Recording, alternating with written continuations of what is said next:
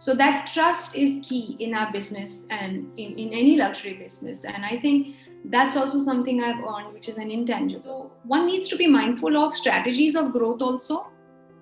Like I said, why are they producing? The millennial client today wants to know what is your story, not necessarily what is your product. Or I think some of them got weeded out, those whose cash flows weren't well managed and those who weren't really that aware on their business practices of how to manage a business. It's one thing to be an entrepreneur, it's another to know how to manage the business. In fact, we saw a lot of men suddenly taking interest in their wardrobes. Probably they had the time at home, they could spend time looking into their cupboard.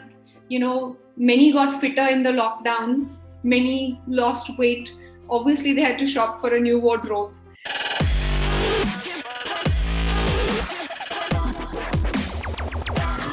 For the future generation, we are going to do a big deal of favor. I have traveled to more than 20 countries across 4 continents in the world.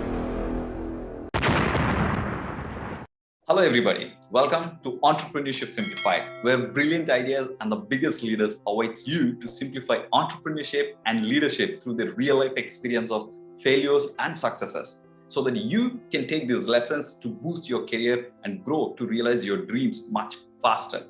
This show is being done in association with Young Indians. Young Indians is a movement for Indian youth to converge, lead, co-create and influence India's future.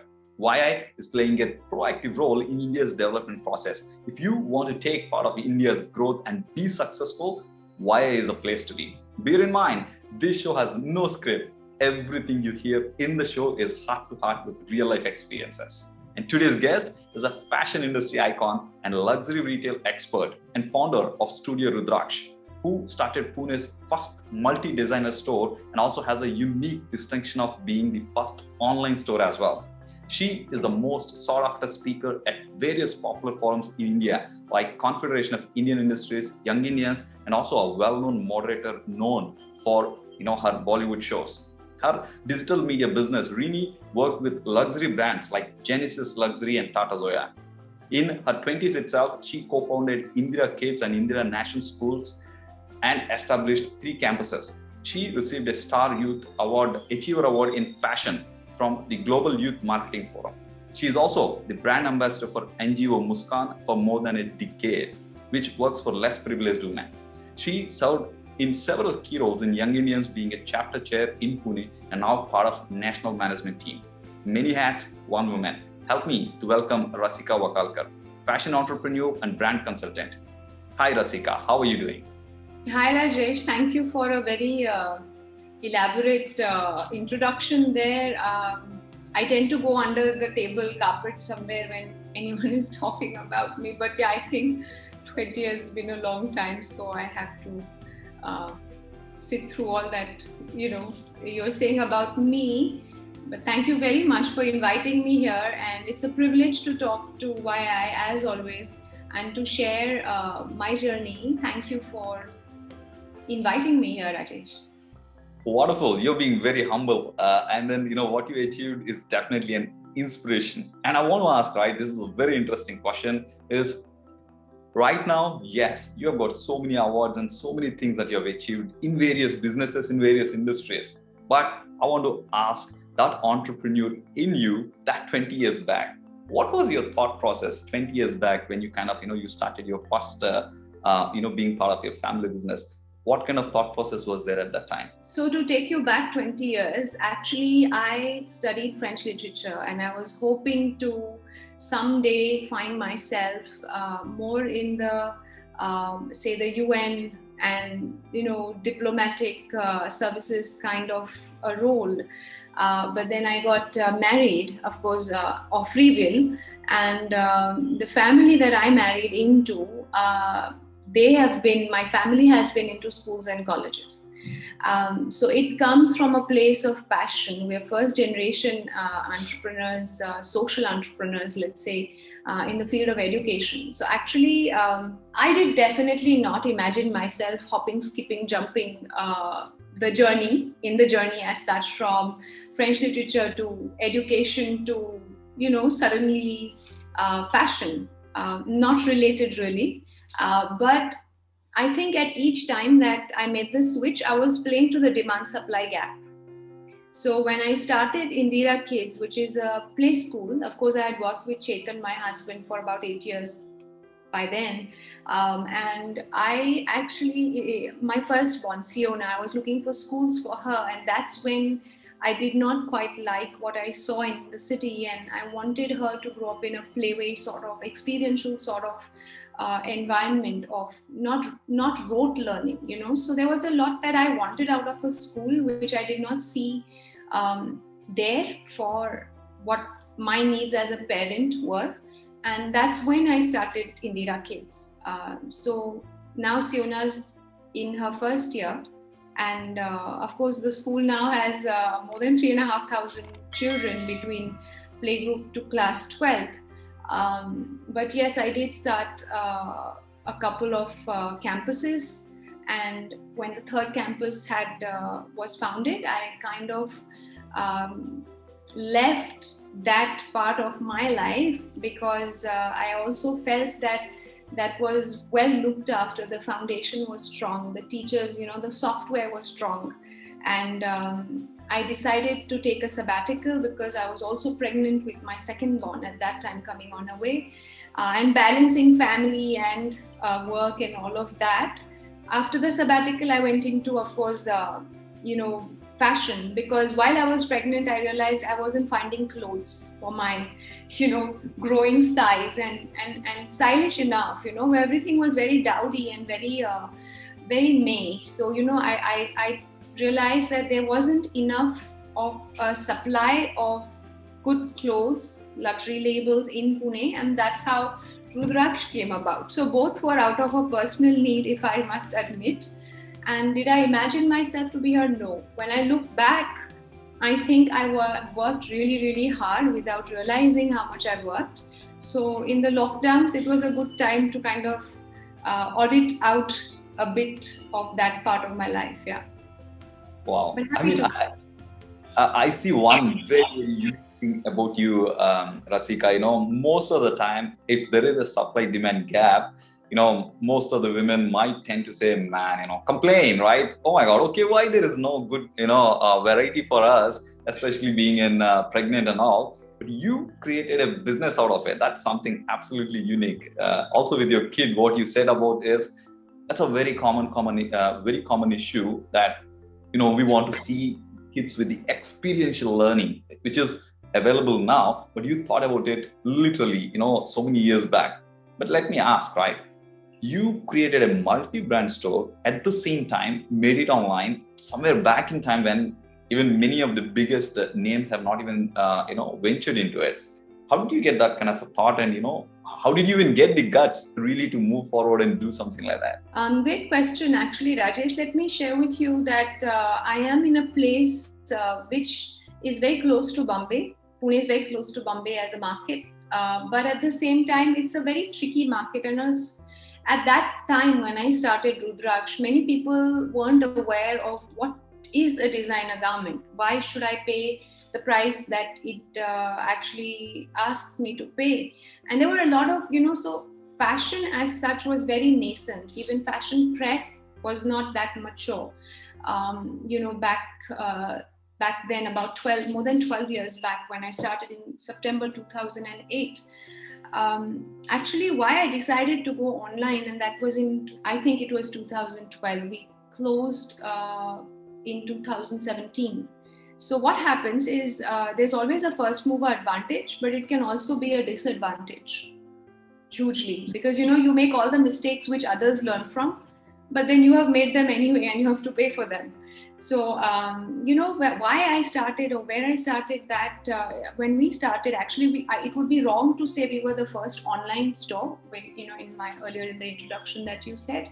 I would rephrase to say that we were the first multi-designer Indian fashion store which went online. So Panya Qureshi had just launched her online e-commerce store by the name Panya's Papa. And actually that also gave me some idea. And I said, here I'm sitting with a multi-designer store. So why can't we go online? And that's when we started. And luckily got a good team in place. We created our own Magento-based platform, sorted out our payment gateways. We tied up with international logistic partners.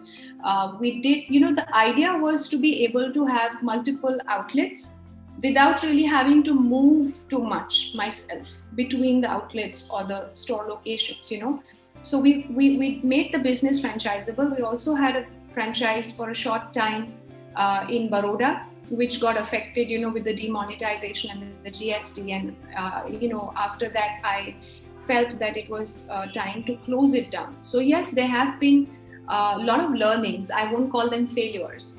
Why we closed the e-commerce store in about 2017 is another interesting story. We were in an invested environment. My business plan was related to e-commerce.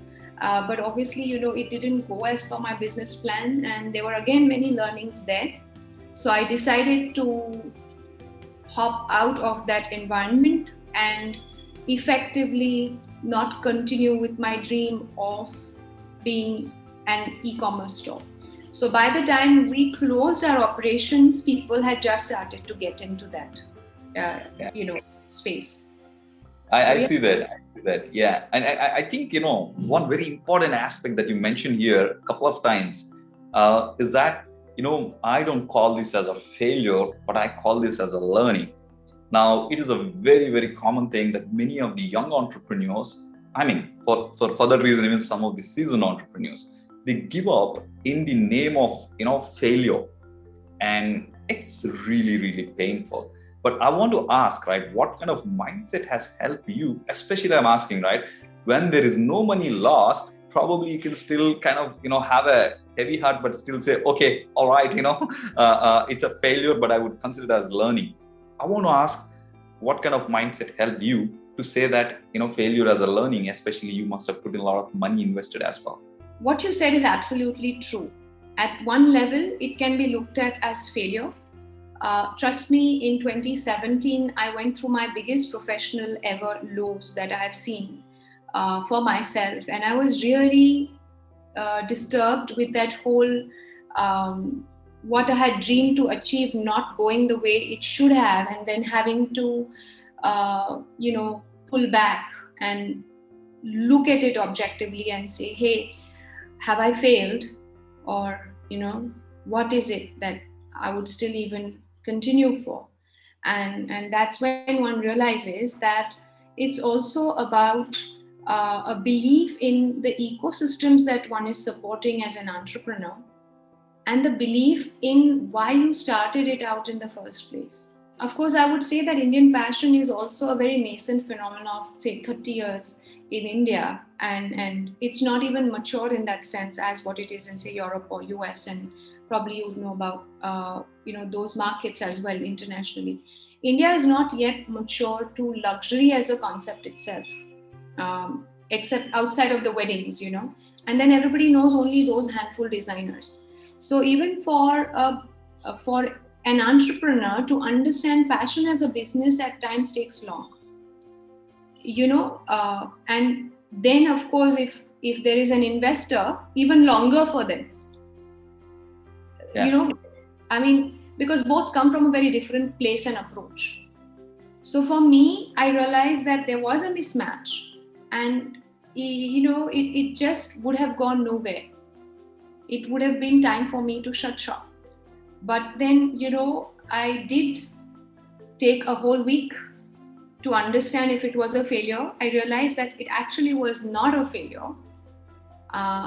But because of certain calls that were taken in before that preceding 1 year, which made me feel so lost. Yeah. I believe it's all learnings and experiences, and one has to understand the core of why one starts that business. In fact, we bounced back very well. Our top line bounced back also, luckily, because the vendors believed in us, the clients believed in us. And that's the reason why we exist, right? If you have the vendor side encouraging you and saying, hey, no, we trust you, go right on and we're with you and you can't give up. And then there are clients who keep saying, no, but don't stop, because where will I go otherwise? I trust you.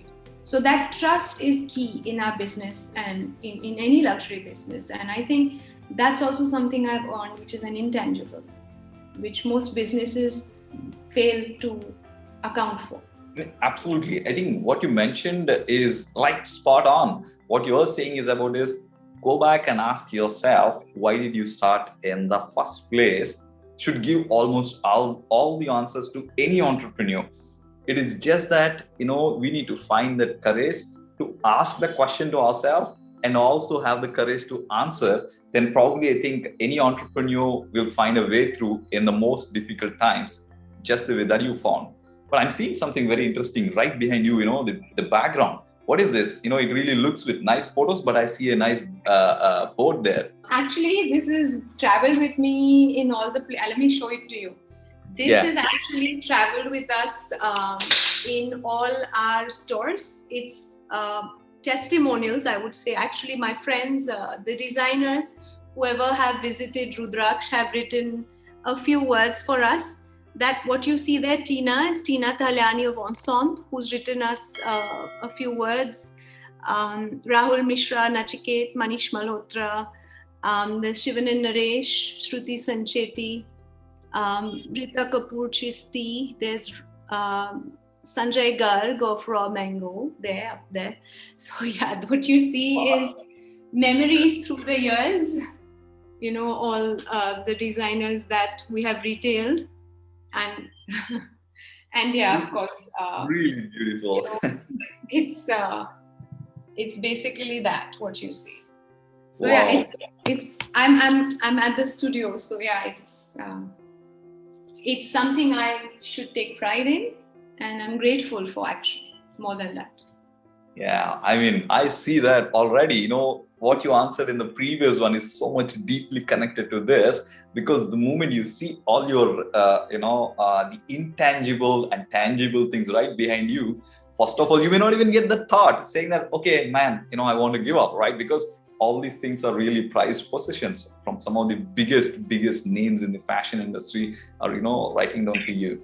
But let me ask, everything happened, like we are in the era where we are talking about pre-COVID and post-COVID.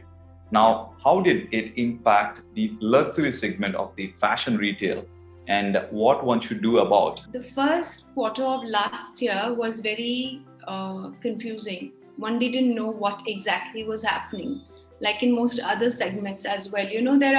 So my industry works on forecasting a lot, trend forecasting. There's also a lot of style, production that's related to trend forecasting that happens one season earlier. So always fashion will be ready with production capacities for say 4 seasons, which means 2 years, if not more. So a lot of things for a lot of our designers went haywire. To speak for myself and the business that we are in, which is luxury retail, we were closed for the first 3 months completely of the lockdown last year. End of the 5th, 6th month, I wasn't sure where it's headed and what is happening.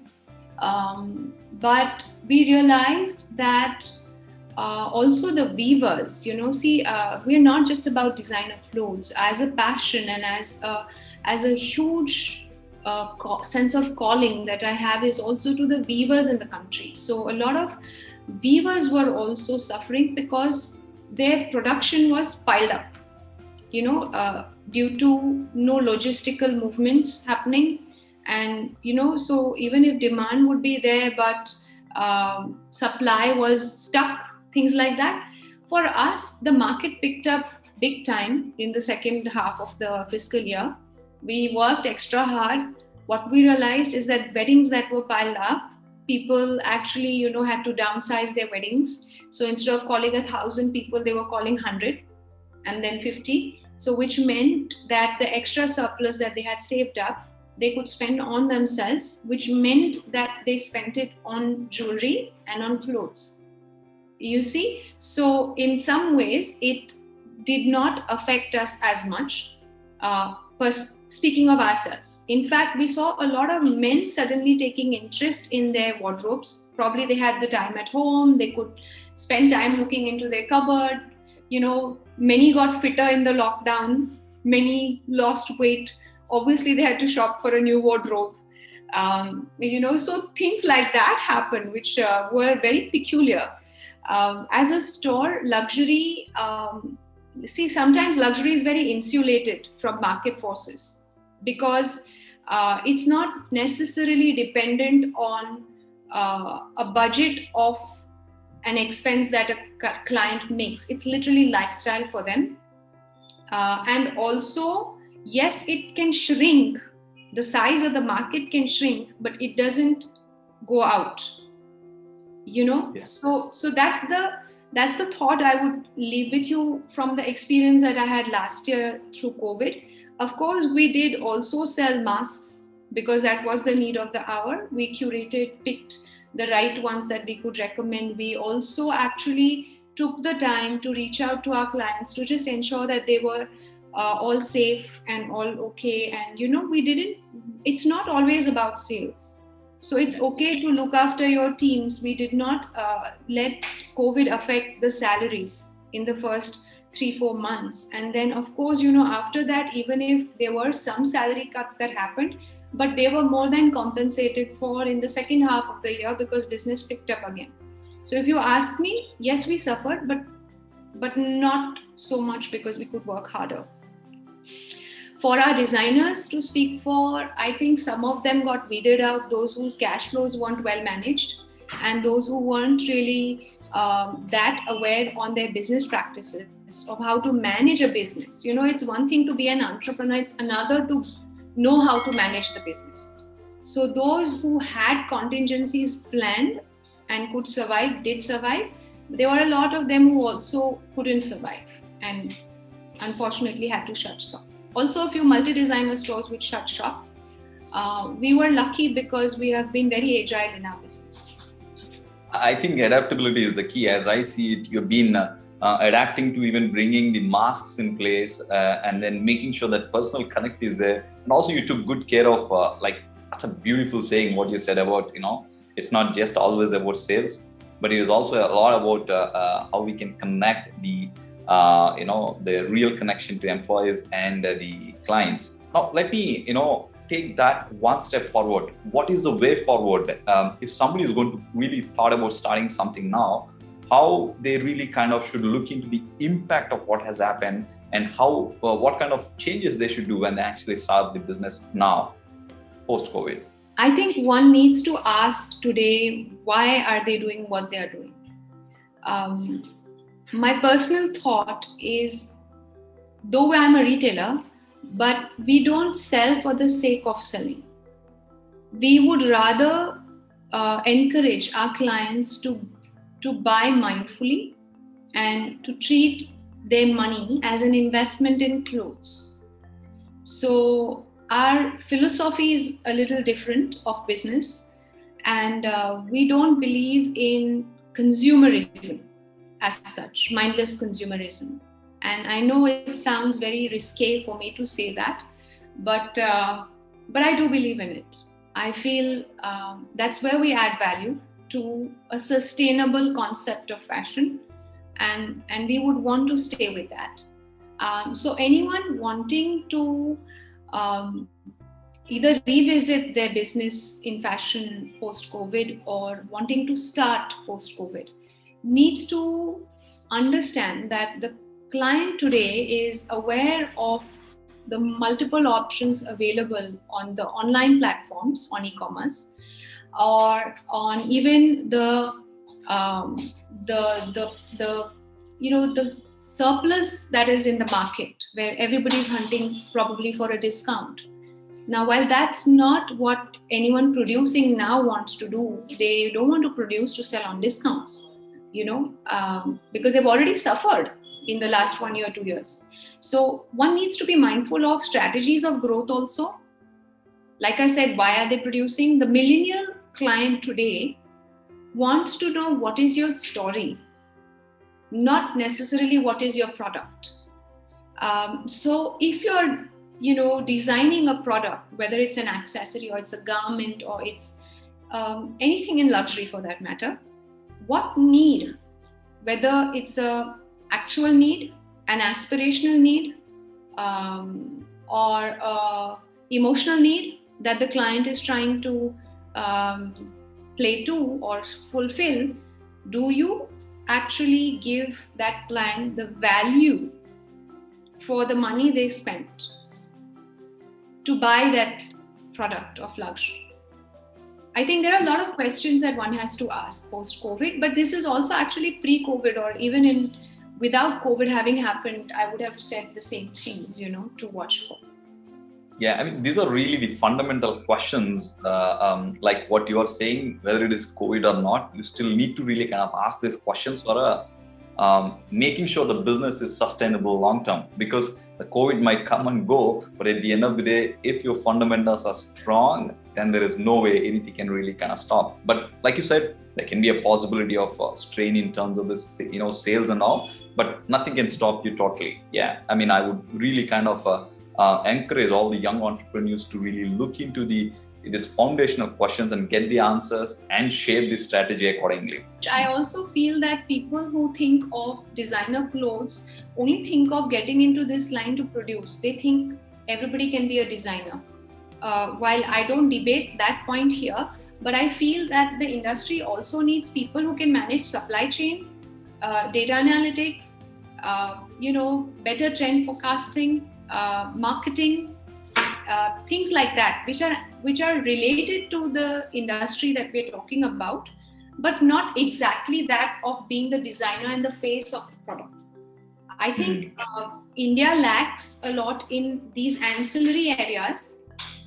So if there is talent that thinks that they want to start a business in something that supports the fashion industry, it may not necessarily be the fashion core, like something like packaging, for example. It's huge volumes business.